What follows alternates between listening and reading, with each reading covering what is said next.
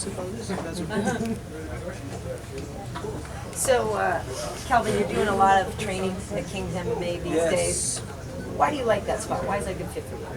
You know, I've been around to a lot of gyms and trained with a lot of people, a lot of coaches. But Rafael Cordero really brings something to the training. Everybody in that gym just kind of feeds off his energy, and then we all just kind of unite together that energy, and it creates something crazy. You know, we create some monsters in that gym.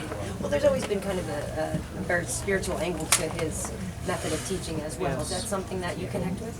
Absolutely. You know, he you know, I was raised in the Christian faith, you know, so it's something that I do have in my life, that I do respect that because it means a lot more for me to train there because of that.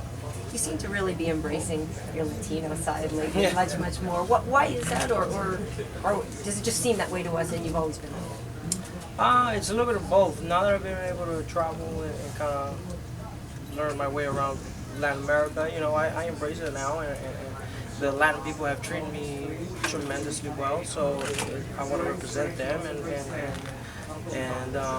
represent them well, you know, because they've treated me well, and yeah. You have a big fight coming up. Can you talk a little bit about that? Yes. What do you make of Johnny Hendrick as an opponent? I mean, that's a tremendous step up in competition. Yes. Well, these are the kind of fights that I've wanted since I got in the UFC, you know. But now I feel like I'm finally at that level where I can compete with the best guys in my division. So I feel perfectly comfortable taking this fight, and I feel like I'm just gonna, you know, show what the future KG is all about. You know, I've had a rough 2014. I mean, 15, and then I had a great 2014. I want to put all that behind me, the good, the bad, and then start all over this year and kind of have people talking about the new, improved version of me.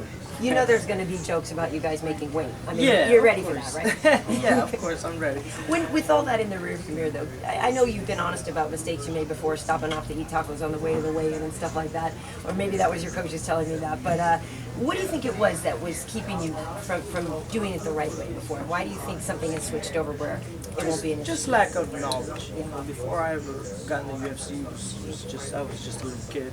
21. I mean, it's not young, but I was very not used to a lot of things and not used to dieting and nutrition. I didn't know what dieting was. I didn't know what nutrition was. So it's taken me a while to kind of learn, and I've taken multiple nutrition classes to just kind of learn and get how it really works. And I'm not trying to be racist. I swear somebody told me you stopped for tacos once before weighing. Well, then that person's racist. Okay. Well, UFC 200, they're going to have all the new implementation of the weight cutting rules with the UFC Yeah. and the procedures for that fight week. What do you make of those? I think it's rules that we got to follow. I mean, we may not like them, but it's rules, and we got to follow them. Do you think it's an improvement in the sport and good for the fighters? It could be an improvement for the sport for sure. I think it's heading somewhere to where I think it's going to open up more weight classes like boxing. That's what I think it'll eventually lead to, but I could be wrong. Clearly, you know, Wonder Boy is a very different fighter than you are. But when we saw what he was able to do with Johnny Hendrick, did that kind of open up any doors for you, give you some keys to how you might approach the fight? You know, honestly, it didn't, because I'm such a different fighter from Thompson. We fight differently. So, no, not really. Kelvin, did you hear about the new weigh-in rules here in California Yes, sir. that happened yesterday? Would you like to take part in something like that? Meaning Oh, that you can weigh in at 10 a.m. as opposed to waiting till 4. Yes, that's more beneficial for us, the fighters. I Yeah. think, you know, we don't have to wait all day until in the evening to eat, instead of having to suffer through all day on Friday. You know, we get to weigh in in the morning, eat, and then have all that day to recover.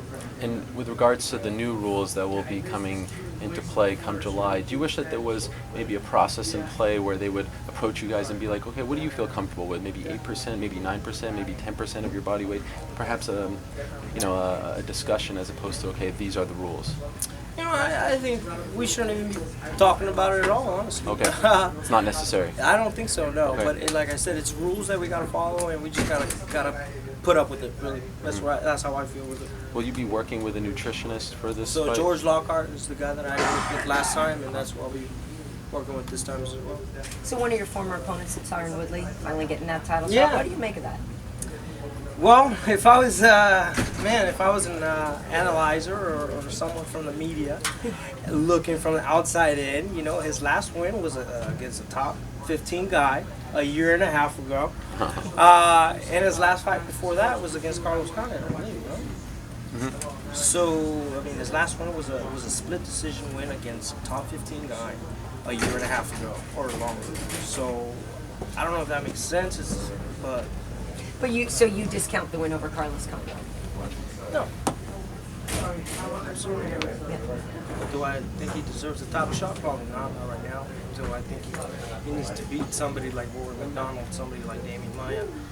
So would you have given it to Damian then? Who would you have given it to if it wasn't Damian, you? for sure. Damian, because I think he's got the most consecutive victories, and there's not really a top contender right now, a clear top contender. I think he would probably be the most deserving. Well, Wonder Boy and Rory are squaring off in just a couple of weeks, so Yeah. who do you think is going to take the fight? That's interesting because Stephen Thompson impressed me in that John Hendricks fight, you know, and then obviously Rory McDonald is Rory McDonald. But I think Rory is going to do it with his experience. Do you think you're catching Johnny at the right time? Do you think he's on the way down after that performance against Wonder Boy? I don't know if he's on his way down, but I feel like he hasn't progressed as a fighter. I think he plateaued. And I feel like, you know, I've been at Kings already for like 6 months. And I've been learning and growing and just becoming a whole different fighter, I feel. You know, so the KG that trained with him 2 years ago, I helped him prepare for the first Robin Lawler fight. That's not the same guy. Who do you put in the most work with? You know, I know that Benil as a lightweight rolls with Verdun. You know, Yes. I know obviously we have Rafael dos Santos there. I know guys like Pat Cummins are there a lot. So who do you work with the most? Guys like Benny. Yeah. Benny and I work a lot, and there's other monsters that are not signed with the UFC yet. But I work with a lot of those guys. There's this kickboxer, Hendrick Silva. He's like this tall, like 240 pounds. Yeah. He's good. You know, he's a monster. But there's just different guys that not a lot of people know, but they're monsters inside there. Everybody in that gym's a monster. Kelvin, just curious if you had any thoughts about the passing of Muhammad Ali. Yeah, I mean, obviously it's sad. You know, he was a big figure in not only sports, but, you know, a big figure just out in life, I guess, you know. So it was pretty sad to hear this news. Honestly, I did get a little choked up because of it. You know? Did you used to watch him? Yeah, of course. Yeah. I watched this. Well, I mean, no, like old clips of him. Yeah, old As clips. you were coming up. I know you're not that old. yeah. I was born in '91. Thank you. Thank you, guys.